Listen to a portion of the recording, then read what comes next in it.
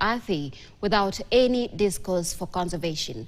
According to the residents who mobilized and set out to plant bamboo trees along the Athi River bank that stretches across the Machakos County, it is becoming a norm for the polluters to go scot-free, not realizing the damage they are causing to residents of the region that depend heavily on the water, whether within the county or downstream.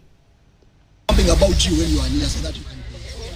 These residents of Mavoko in Machakos County have congregated at one of the accessible areas to River Athi to start an exercise they believe will contribute to saving future generations.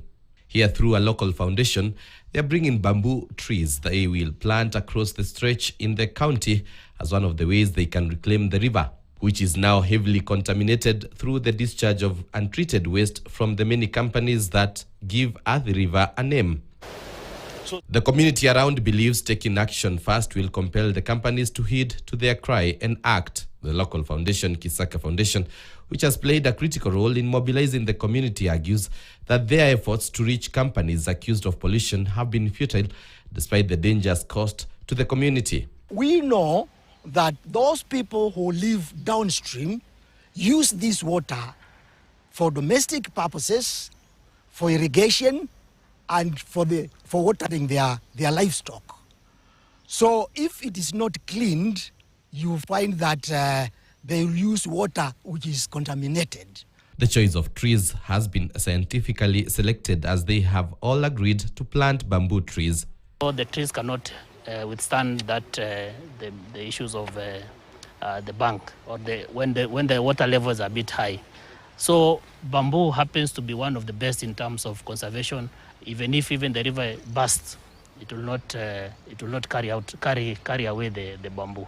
We are planting on the banks of the stretch that traverses Machakos County because it is in that area where there are many companies that pollute the water. Inasmuch as many of the companies are not heeding the conservation call, the Residents Association appreciate those that do, but want action against those that are notorious. I take this opportunity to request the county government of Machakos to approach these companies and request them or even oblige them to come on board this program so that we can push this wheel of progress together. In every industry that is established under the EPZ program, we encourage that before any discharge to our wastewater facility, they should do pre-treatment of their waste so as to meet the standards for discharge to the public sewers.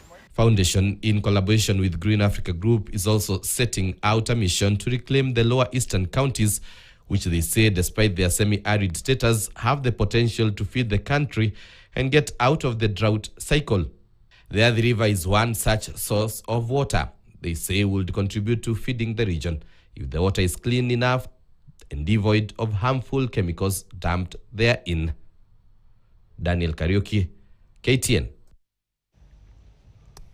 Well, now, earlier on, I gave you a piece on women's leadership in Ethiopia.